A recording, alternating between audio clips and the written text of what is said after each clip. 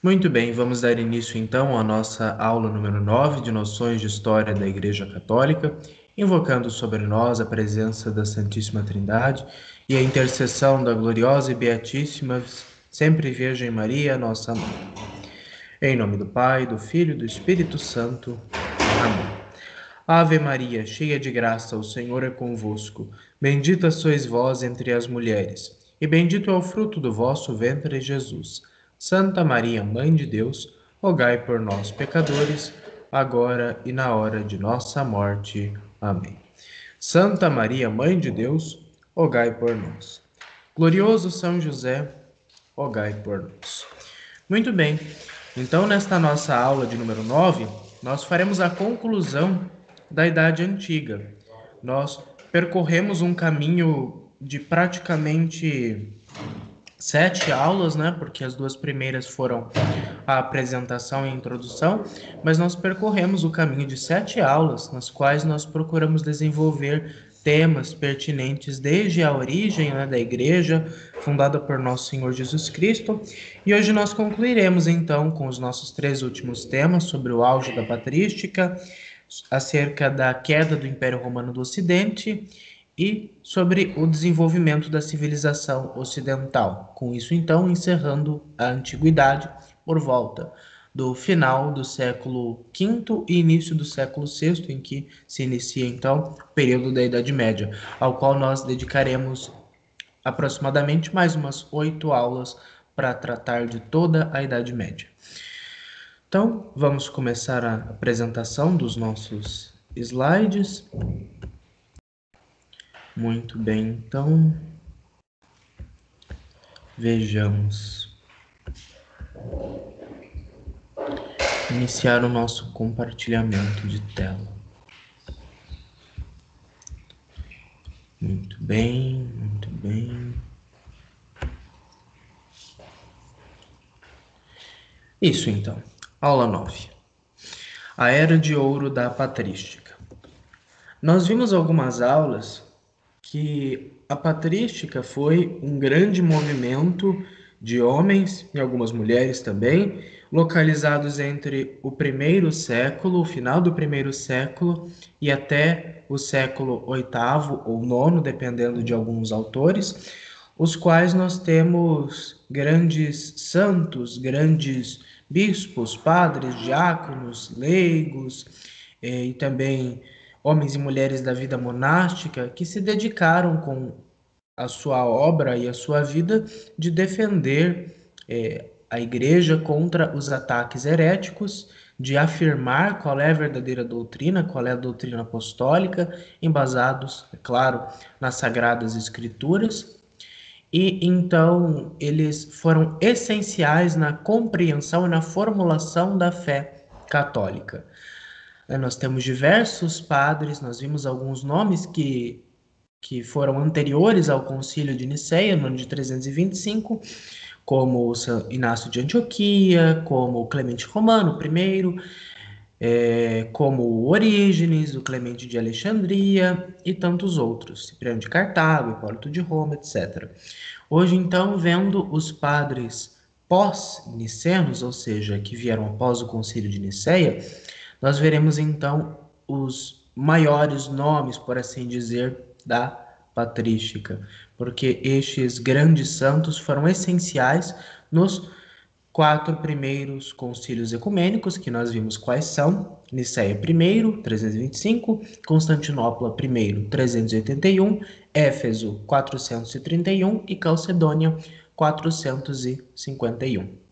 Então, estes grandes santos da igreja, alguns dos quais são honrados com o título de doutores, eles foram essenciais para a afirmação da fé católica, da fé segundo a escritura e a tradição, e a formulação desse magistério dos concílios, e de condenar as heresias que estavam surgindo nesses primeiros séculos que nós estamos estudando. Bom, a partir do século IV, com o reconhecimento do cristianismo e a sua ascensão como religião oficial do Império Romano, a igreja perseguida torna-se a igreja do Império.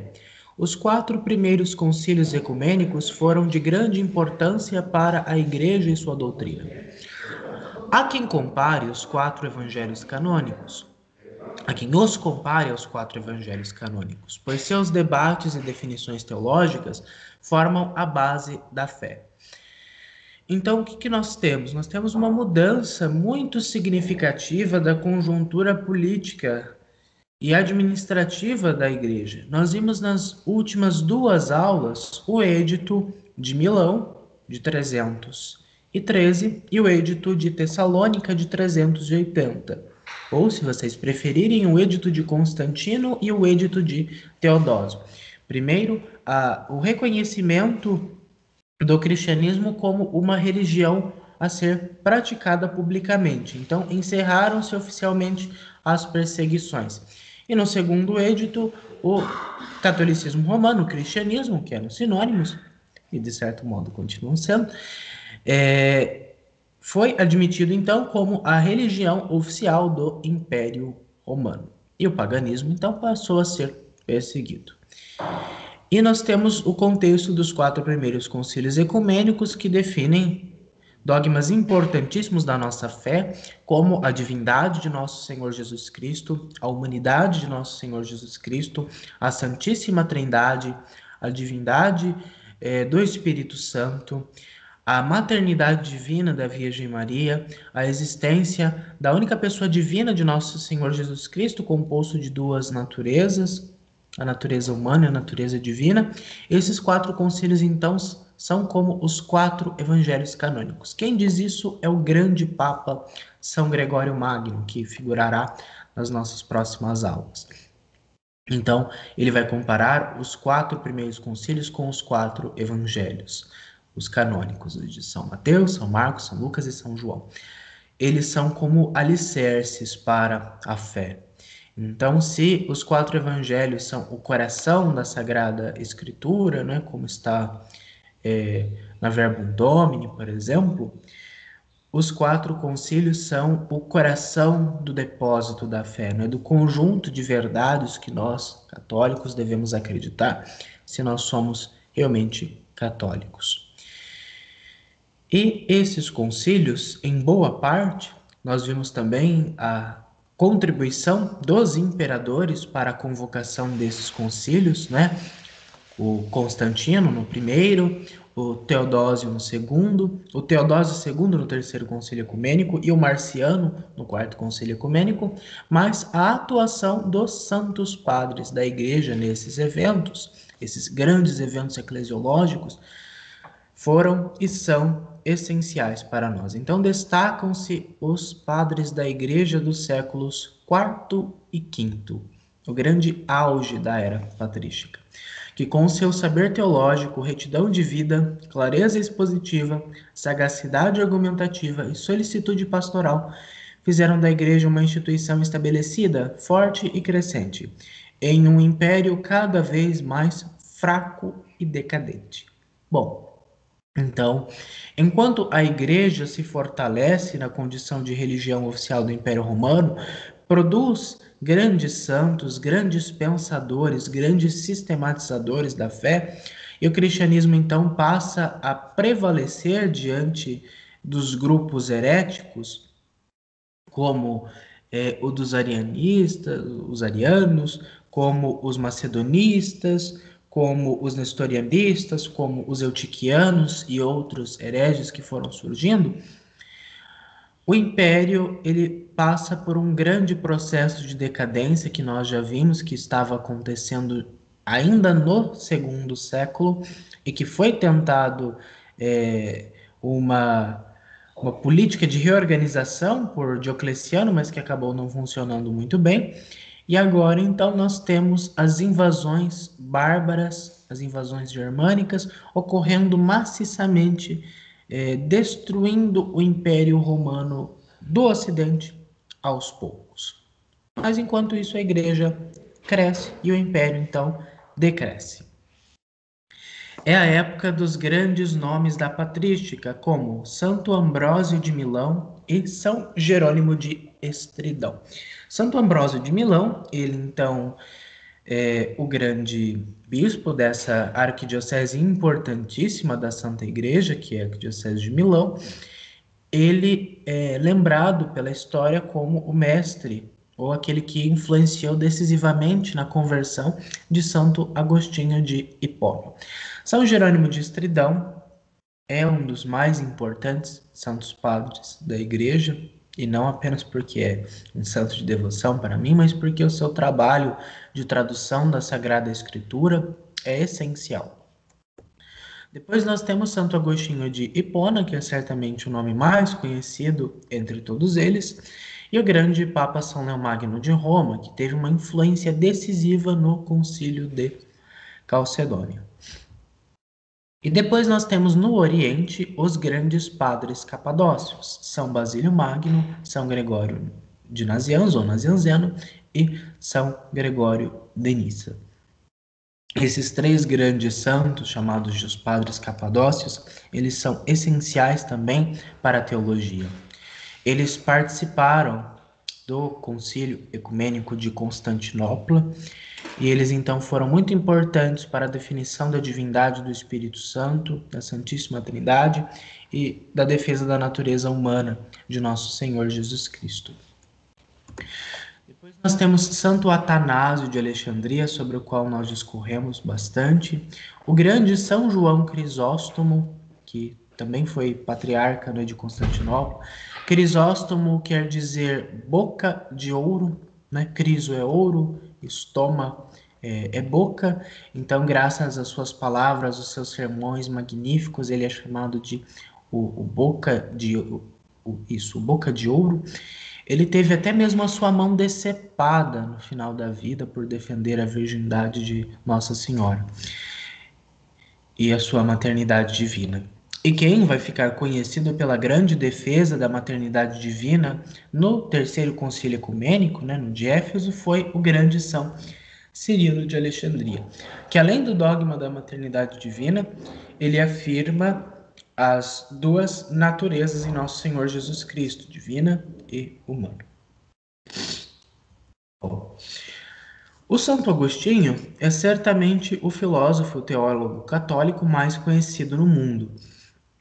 Sua vida turbulenta, retratada em suas confissões, mostra a grandeza de seu espírito, ávido pelo conhecimento da verdade, mas refém das paixões do mundo.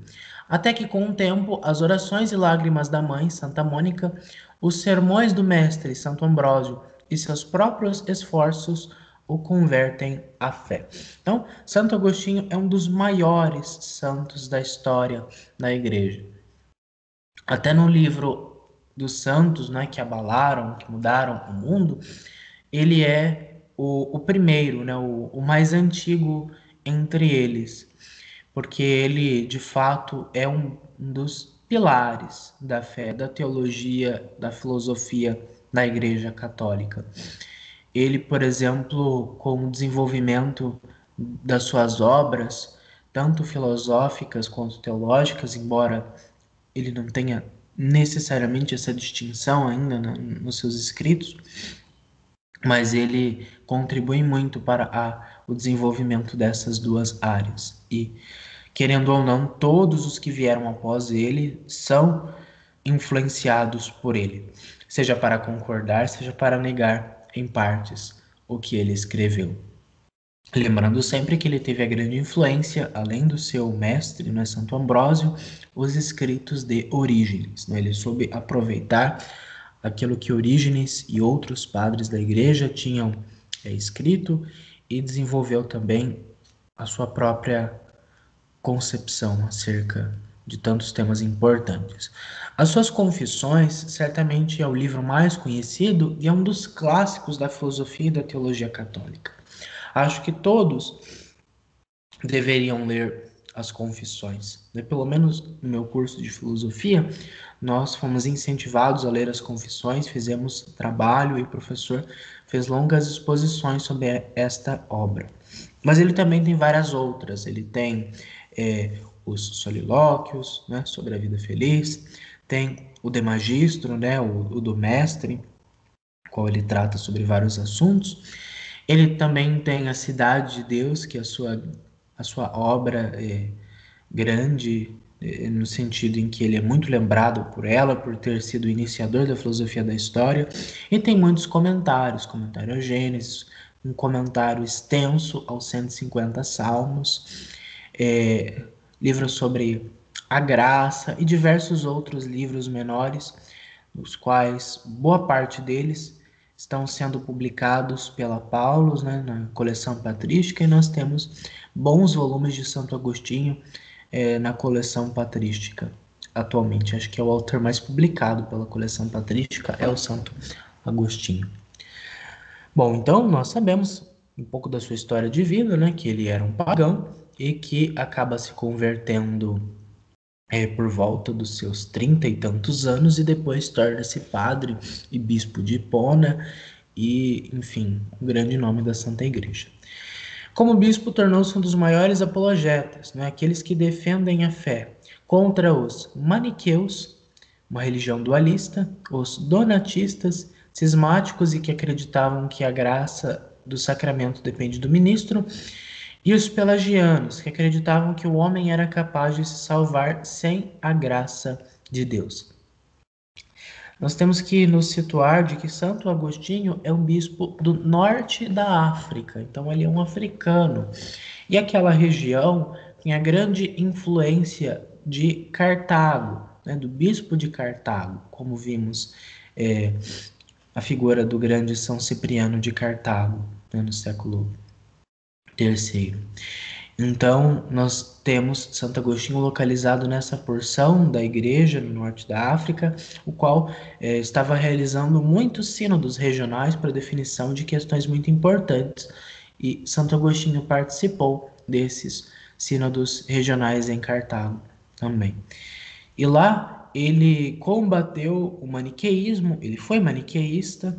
O maniqueísmo é aquela religião que divide o mundo de uma forma em que nós temos uma realidade material e outra espiritual completamente opostas. A matéria é o Deus mau e o espírito é o Deus bom. Nós temos os donatistas, que era um grupo que realmente se separou da igreja, da comunhão com a igreja, e que acreditava que a graça sacramental depende do ministro. Aí então o Santo Agostinho, combatendo esta heresia, ensinou-nos que a graça não depende do ministro. O ministro é um instrumento da graça, mas não importa o estado do espírito deste ministro, o sacramento, ministro ordenado, evidentemente, o sacramento ocorre só. Isso é bem visível, essa questão dos donatistas, no filme do Santo Agostinho, o filme mais recente.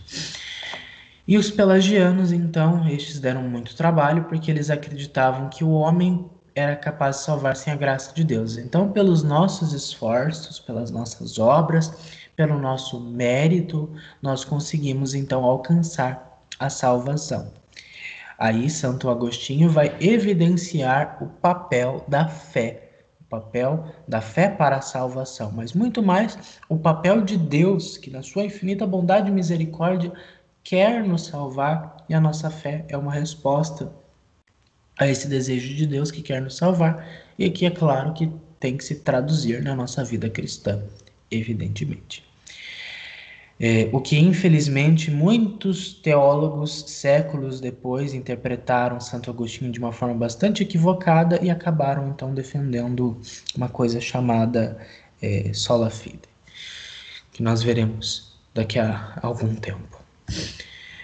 No Sínodo de Roma de 382, o Papa São Damaso, com base na tradição da Igreja, aprovou uma lista dos livros inspirados da Sagrada Escritura, né, o cânon bíblico, e encarregou seu secretário, São Jerônimo, de revisar as traduções e de traduzir a Sagrada Escritura para o latim, tarefa a qual o santo dedicou ao menos 23 anos de sua vida. E todo o restante dela para os seus comentários. Então, nós já vimos um pouquinho desse sínodo de Roma, e o Papa São Damaso, ele, além de ter aprovado o Concílio de Constantinopla I, discutiu-se também a questão do cânon bíblico. e chegou-se mais ou menos a um cânon que nós temos hoje, embora alguns autores acreditam que ainda precisou de mais alguns outros sínodos para que chegássemos ao cânon bíblico atual. Mas aqui nós temos um cânon bíblico, se não exato, quase idêntico ao que nós temos hoje. E é esse cânon idêntico, praticamente, nós temos então sendo encarregado ao grande São Jerônimo, né, que era o presbítero, para que ele revisasse as traduções já existentes e fizesse a tradução daqueles outros textos que não estavam traduzidos ou que precisavam de uma tradução melhor. Lembrando que as Sagradas Escrituras foram escritas, o Antigo Testamento, boa parte dos livros, em hebraico, fragmentos em aramaico e haviam alguns textos gregos do Antigo Testamento ainda. E o Novo Testamento escrito inteiramente no grego koiné, que era o comum. Então, São Jerônimo, tendo conhecimentos acerca destas línguas, ele procurou traduzir a Sagrada Escritura para o latim, né? Havia a versão chamada de Vetus Latina, não é? A versão latina, que era uma tradução que precisava de melhoramentos, mas os quais ele também utilizou, e a partir dos seus próprios conhecimentos, né, especialmente com a Bíblia dos 70, Septuaginta, e provavelmente algumas outras versões, em hebraico, do Antigo Testamento também, ele fez a tradução da Sagrada Escritura. Ele teria ficado no ano de 382 e ele teria terminado finalmente em 403, o que não é muito bem, o que não podemos precisar. Mas nós sabemos que até a sua morte, o ano de 420, ele continuou se dedicando aos comentários desses livros da Sagrada Escritura. Então, São Jerônimo é um santo de grandeza incomparável nesse sentido. O seu esforço para fazer com que a Sagrada Escritura se unificasse nesse sentido em uma só língua é admirabilíssimo. A Bíblia de São Jerônimo é conhecida então como a Vulgata, né? A tradução vulgar. E ela hoje foi revisada várias vezes ao longo da história e hoje, a partir de 79, existe então a Neo Vulgata, que seria a versão oficial da Bíblia, a tradução oficial da Igreja. Bom, tendo visto um pouco dessa questão da patrística, evidentemente a patrística não termina aqui, nós veremos adiante que virão outros nomes importantes também, mas é importante falarmos agora sobre a queda do Império Romano do Ocidente. Nós falamos há pouco de que a Igreja passava pelo seu auge, com estes grandes santos, com estes grandes concílios, crescendo com a estrutura do Império. A Igreja então consegue se manter naquela sociedade romana. Mas Roma por si só está em frangalhos. Na época do Santo Agostinho, como nós vamos ver, o norte da África já estava praticamente conquistado. As fronteiras do Império Romano deixavam a entrada dos bárbaros e eles aos poucos foram dominando boa parte do Império. E depois de meados do século V, então, praticamente o Império se reduz a Roma e outras províncias distantes que os bárbaros ainda não alcançavam, como é o caso da Espanha, né, da Lusitânia, de Portugal e Espanha. Bom, enquanto a Igreja caminhava ascendente, o velho Império Romano estava em seus anos finais. Várias foram as causas que levaram o Império Ocidental à sua ruína, entre eles a má administração dos territórios, a presença de muitos estrangeiros hostis nos exércitos, o número abundante de escravos que supriam cidadãos ociosos, as orgias e festas frequentes, decadência dos costumes, a perda do espírito expansionista e a desvalorização do direito, o fracasso em conter as revoltas locais e o enfraquecimento dos exércitos, o tamanho exorbitante de seus territórios, a arrogância com os povos dominados e os estrangeiros, as frequentes derrotas para os bárbaros em seus territórios e etc. Então aqui eu tentei elencar vários motivos pelos quais o Império Romano acabou caindo, primeiramente na sua parte ocidental. Mas o contexto geral é que nós temos um império muito grande, embora ele tenha sido dividido, mas mesmo assim uma porção enorme de praticamente toda a Europa e o norte da África, nessa parte ocidental do império. Além de ser uma parte enorme, era muito mal administrada, os exércitos estavam formados mais de bárbaros do que de romanos. Nós temos muitos escravos, suprindo cidadãos ociosos. O problema é que esse número de escravos, que era grande, né, no século I e segundo, no século terceiro, quarto e quinto já decai muito. E eles têm que sustentar os grandes patrícios romanos que não faziam absolutamente nada, senão as suas orgias e as suas festas. Então, o espírito expansionista romano de grande império dominante também estava perdendo, tornou-se um império mais preocupado em conservar os seus impérios do que em expandi-los.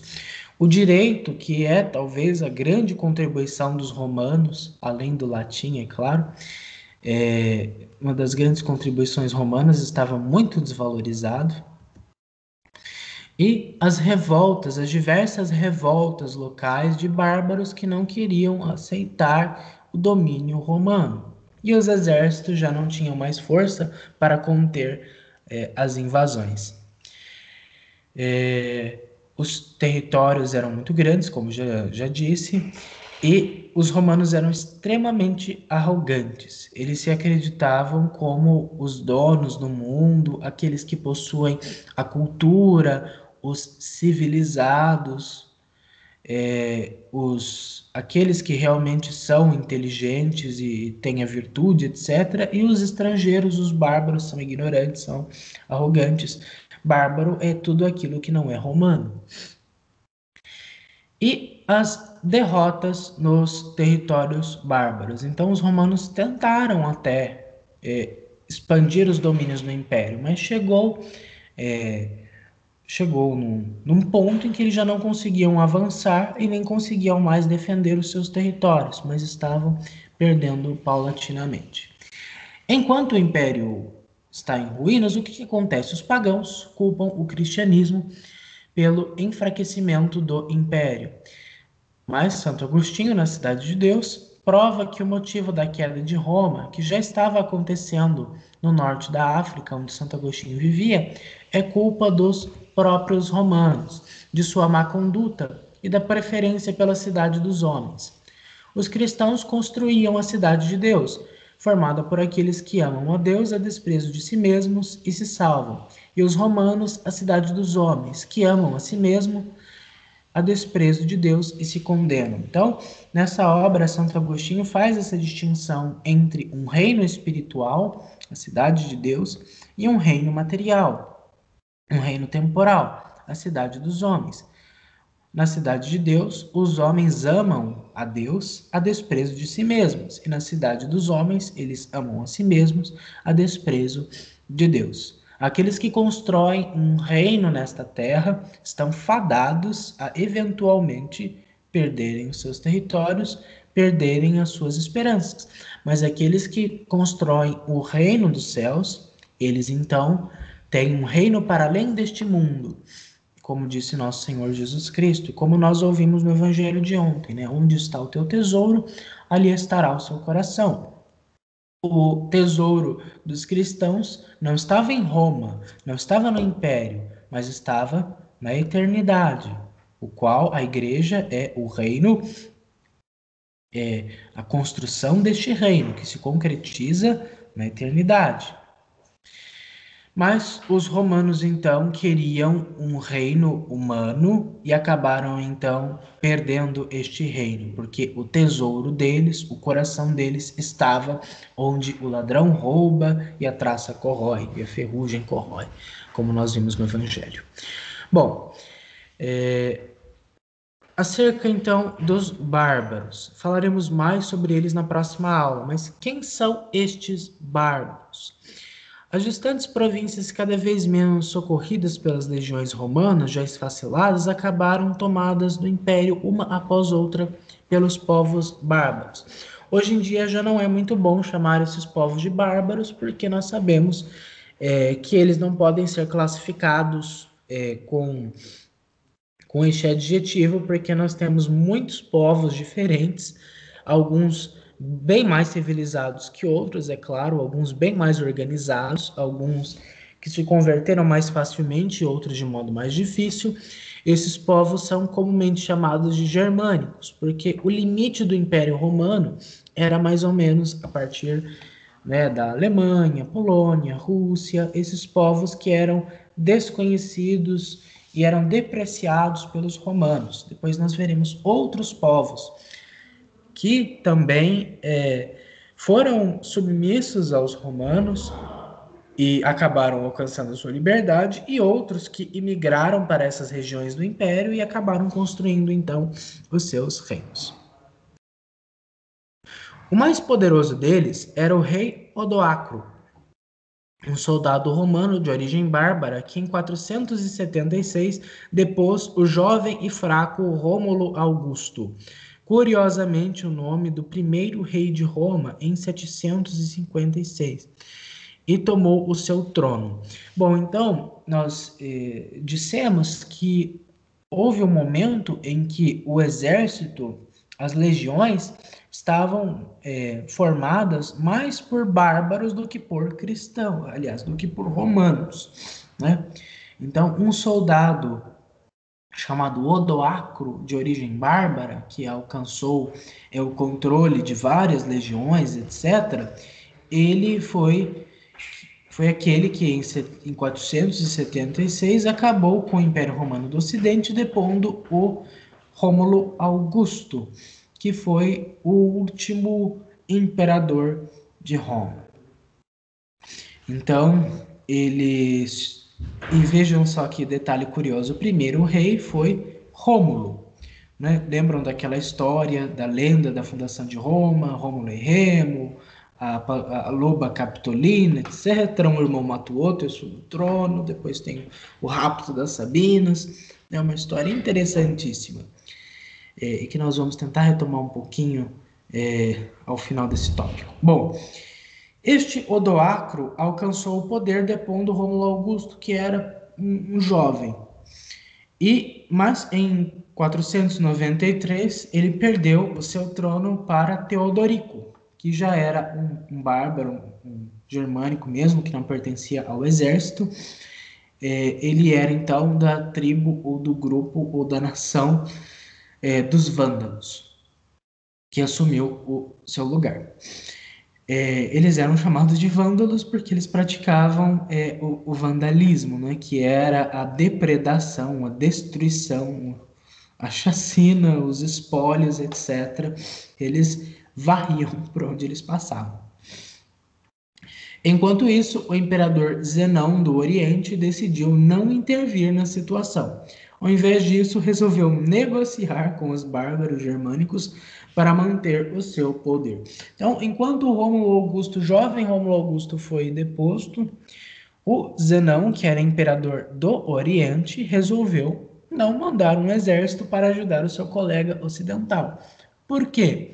Porque era a oportunidade do imperador do Oriente tomar, ter o destaque, ter o controle, se não de todo o império, de uma parte considerável da totalidade do Império Romano. Então, enquanto o Império Romano do Ocidente se destruía, era destruído, era invadido, era conquistado, o Império do Oriente, o Império chamado de Bizantino, ele não faz absolutamente nada para ajudar, porque eles já estavam separados desde 395, com a morte de Teodósio, e cada um seguiu o seu caminho. Às vezes eles se ajudavam, mas cada um, então, estava preocupado com a sua porção do império, como se fossem impérios diferentes, quando na verdade são apenas uma divisão administrativa que acabou criando um grande conflito entre Ocidente e Oriente. E essa oposição entre Ocidente e Oriente acaba influenciando até mesmo na igreja, como nós veremos nas nossas aulas daqui para frente, principalmente quando nós tratarmos dos outros 4 concílios ecumênicos da Igreja nesse período mais primitivo, do final da Antiguidade, ou no começo da Idade Média, até mais ou menos meados da Idade Média, por assim dizer, dos séculos VI a IX, quando nós temos os outros concílios ecumênicos, né? Constantinopla II, Constantinopla III, Nicéia II e Constantinopla IV. Bom, então Zenão fez um acordo com os bárbaros para conseguir se manter no trono. Porém, seus sucessores, os imperadores bizantinos Anastácio I, Justino I e Justiniano I, reconquistaram parte do Império Romano Ocidental e expulsaram os bárbaros, principalmente da Itália, e chegaram ao seu auge com o imperador Heráclio, né, aquele que recuperou a Santa Cruz de Jesus em 629. Então, o Império Romano do Oriente, a princípio, procurou uma certa aliança com os bárbaros, mas assim que pôde, foi tomando todos os territórios possíveis que pertenciam ao Império Romano do Ocidente.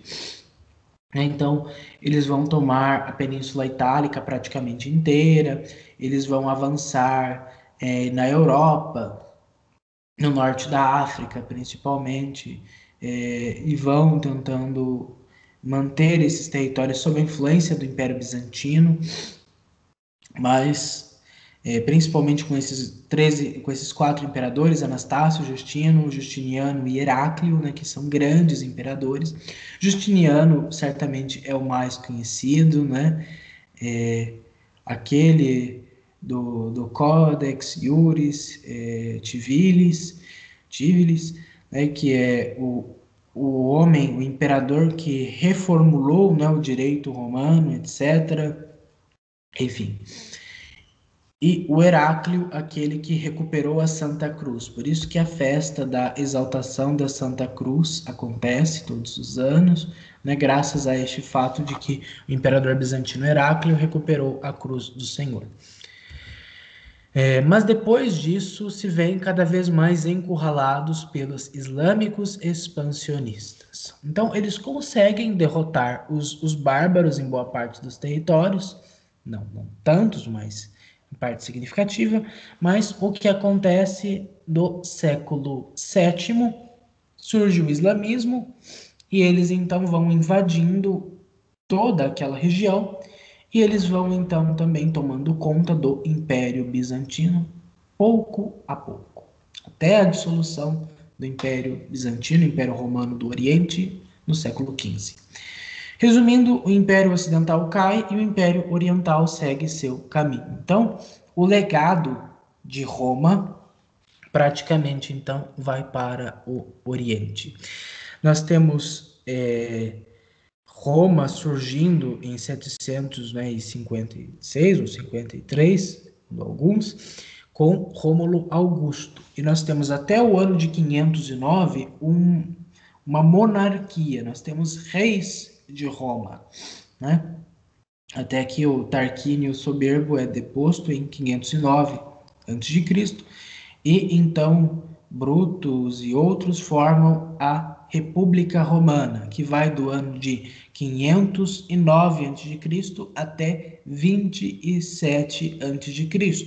Em 27 a.C., né, o Otávio, o Augusto, o César Augusto, acaba tomando o poder para si e se declara, então, como o primeiro imperador de Roma.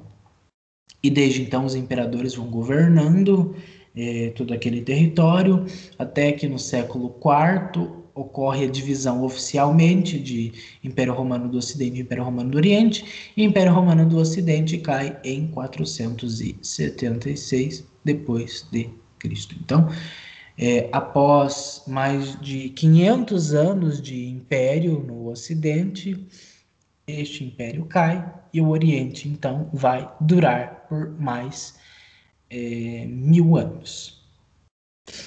Bom, então, o nosso último tópico é sobre a construção da civilização ocidental. Antes mesmo da queda do Império Ocidental, em 476, o Papa São Leão Magno conseguiu adquirir grande influência sobre os que habitavam perto dele. Vendo a chegada de povos estrangeiros dispostos à destruição e ao saque das cidades, o Papa resolve negociar com eles, permitindo sua passagem sem a pilhagem e a carnificina, entre eles Átila o Huno e Genserico dos Vândalos.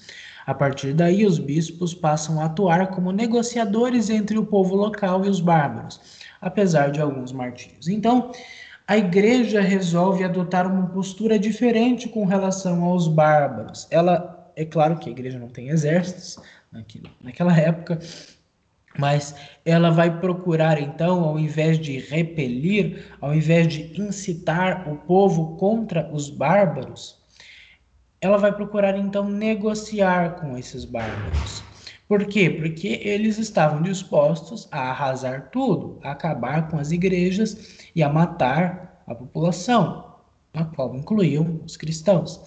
Então, os bispos, e aqui o grande exemplo do Papa São Leão Magno, resolvem então negociar com esses invasores, né, com o Átila, o Huno, né, o terrível, e o Genserico dos vândalos. Ele vai então conseguir com que Roma seja então pelo menos deixada em paz por esses dois líderes militares bárbaros. E alguns bispos nas suas respectivas províncias vão fazer o mesmo. Com o tempo foram conseguindo converter esses povos animistas e politeístas à fé da Igreja Católica em Jesus Cristo.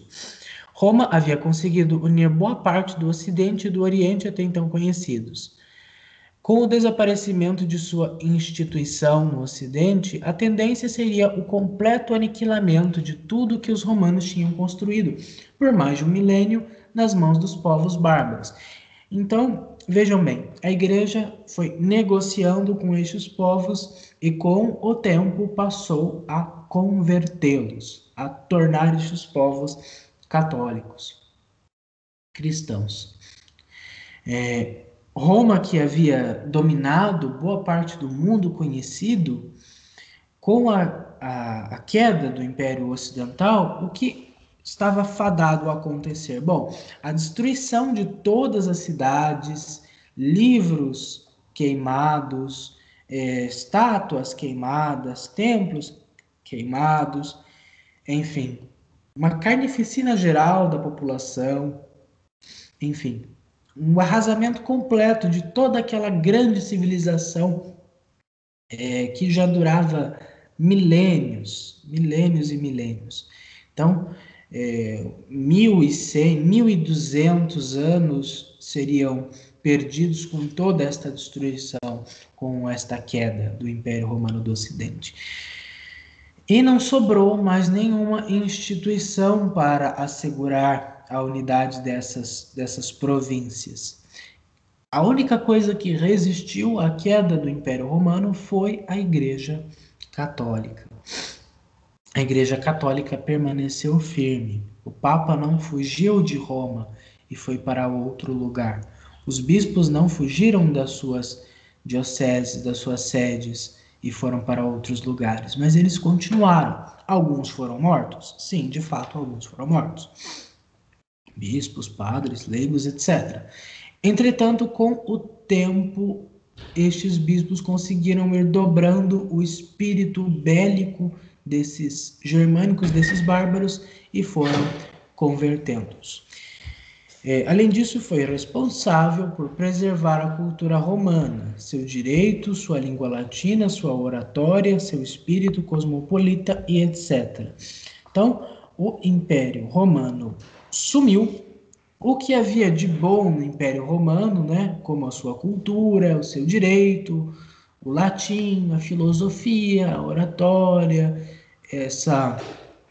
esse espírito cosmopolita, ou seja, que era capaz de acolher os outros povos, né? A igreja preservou tudo isso, preserva tudo isso até hoje. A igreja passou séculos adiante evangelizando os povos bárbaros, purificando seus costumes primitivos e criando uma cultura católica entre eles. Então, nós veremos na próxima aula, principalmente, as missões católicas entre os bárbaros. Veremos que eles avançaram nos territórios bárbaros e foram convertendo estes povos. Isso aconteceu de uma hora para outra? Não. Isso levou séculos, séculos e séculos. Foi um processo tão longo que até um pouco antes da época do cisma do Oriente, em 1054, nós ainda tínhamos vikings, nós ainda tínhamos povos bárbaros para serem convertidos, e alguns dificilmente foram. Então foi um processo gradativo que século após século foi acontecendo. Então nós estamos no século V e vamos até o século XI fazendo esse processo, a igreja fazendo esse processo de conversão. Com a gradativa conversão destes povos ao cristianismo, nós vemos então que nações foram surgindo. Aí é a gênese, o embrião da Europa. A Europa existe graças ao cristianismo, graças ao catolicismo. Porque nós observamos os outros lugares em que foram completamente dominados pelos bárbaros, depois pelos islâmicos, que a civilização romana, que a cultura romana, ou greco-romana, se preferirem, pereceu completamente, como no norte da África, que é de grande influência islâmica. Mas na Europa, onde eles continuaram, onde a igreja continuou presente, onde ela foi convertendo esses povos, ela foi então formando nações cristãs, nações católicas, que entre os séculos XI e podemos dizer, talvez até o XVI ou mais, foi formando então aquilo que se chamou de cristandade, né? A união de todos os países, as nações católicas ocidentais em torno da igreja. Esta era a cristandade. E ela só aconteceu graças à Igreja Católica. A Europa existe graças à Igreja Católica. Ela deixa de ser um emaranhado de províncias submissas do Império Romano ou uma colcha de territórios bárbaros guerreando entre si para serem nações coesas. Claro, cada um com suas diferenças, mas para serem de fato nações unificadas e mais civilizadas. Tudo isso graças ao esforço da igreja que foi construindo então aquilo que nós chamamos de Ocidente. Nós veremos melhor essa questão na próxima aula quando nós falarmos das missões católicas entre os bárbaros, em que século após século a igreja foi evangelizando uma tribo, um povo, e com isso então foi conseguindo construir uma catolicidade, né, em torno da igreja, levando estes povos à fé em nosso Senhor Jesus Cristo, né? Bom, ficou alguma dúvida, alguma questão sobre esta aula ou sobre as aulas anteriores? Especialmente com relação aos concílios, enfim, tem alguma questão que vocês queiram fazer, algum acréscimo, alguma contribuição, enfim.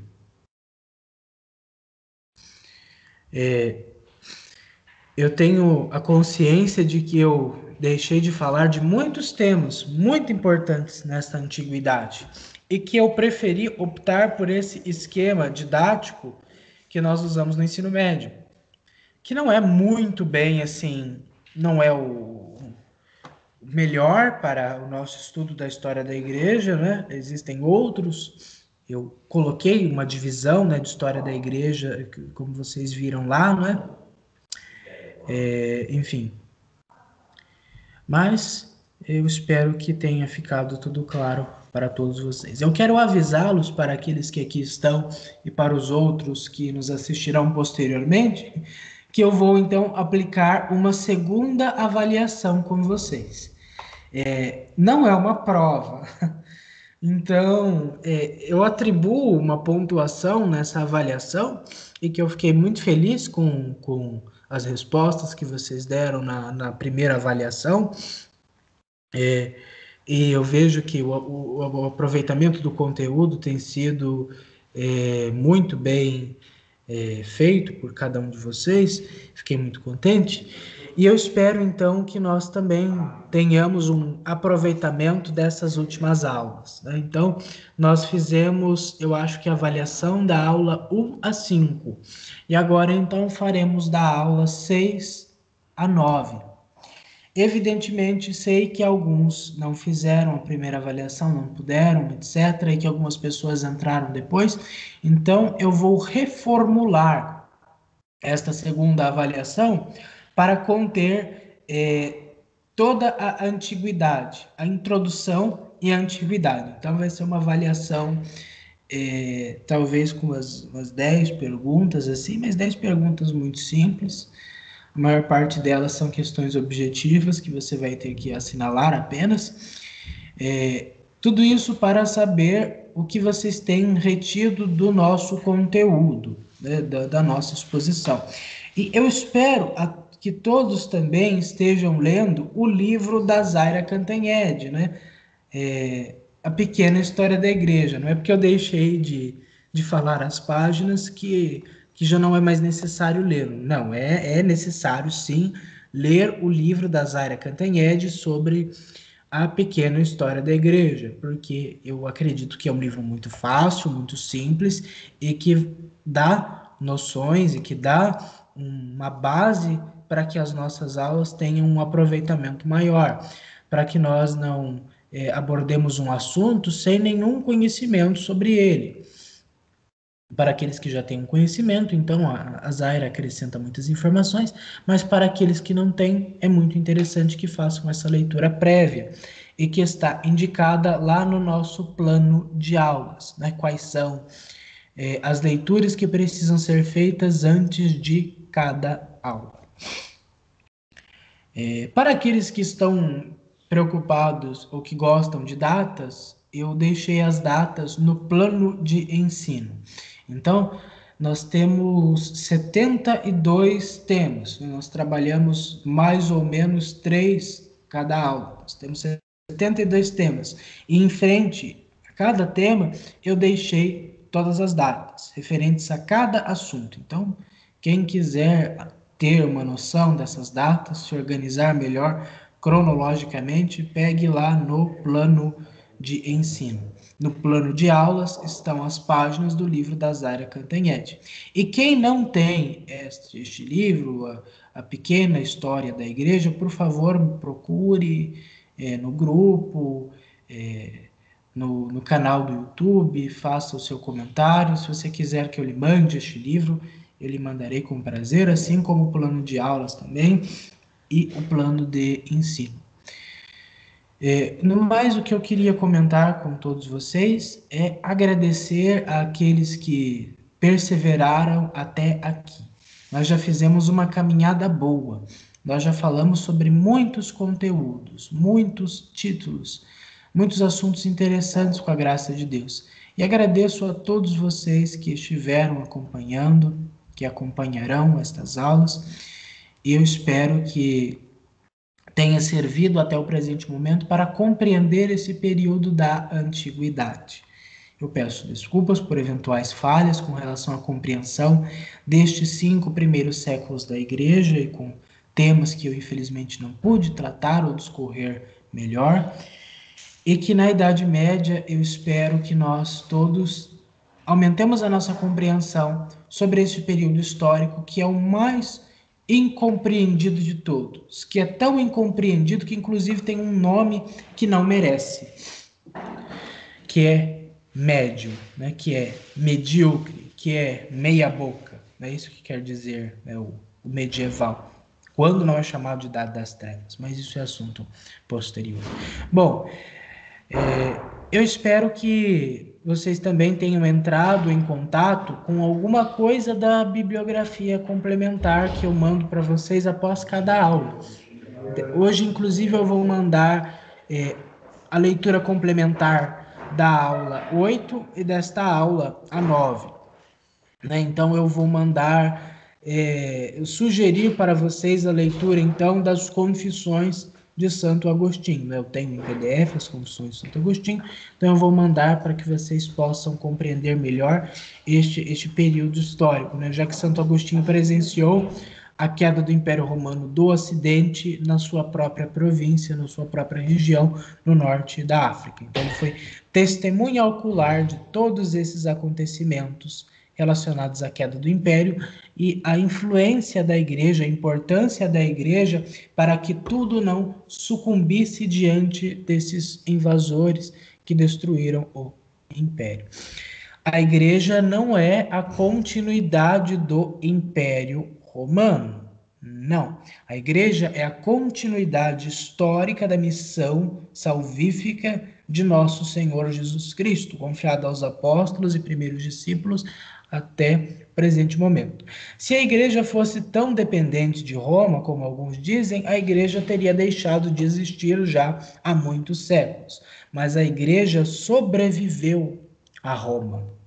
A Igreja soube se utilizar da estrutura romana para expandir-se, mas ela soube também rejeitar aquilo que de romano não prestava e soube acolher aquilo que Roma teve a oferecer de melhor, né? Como o latim, o direito, a oratória e outras questões importantes. Entendido, então?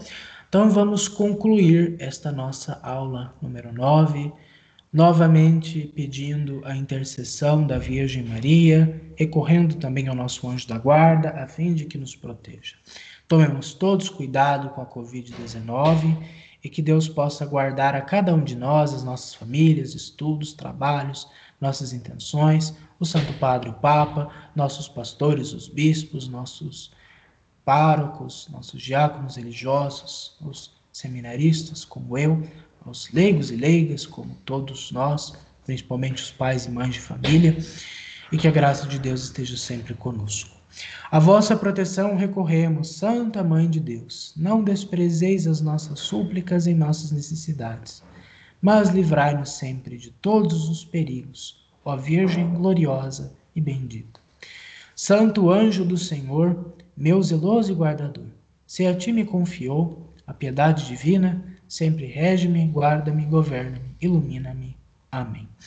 Santo Agostinho de Hipona, rogai por nós. São Jerônimo, rogai por nós. Santa Maria, Mãe de Deus e Mãe da Igreja, rogai por nós. Glorioso São José, rogai por nós. Estivemos e permaneceremos reunidos em nome do Pai, do Filho e do Espírito Santo. Amém. Paz e bem a todos, salve Jesus, salve Maria, fiquem todos com Deus e nos encontraremos no próximo sábado ou domingo ou durante a semana, se Deus assim o quiser. Sempre um prazer estar com vocês e que Deus lhes abençoe.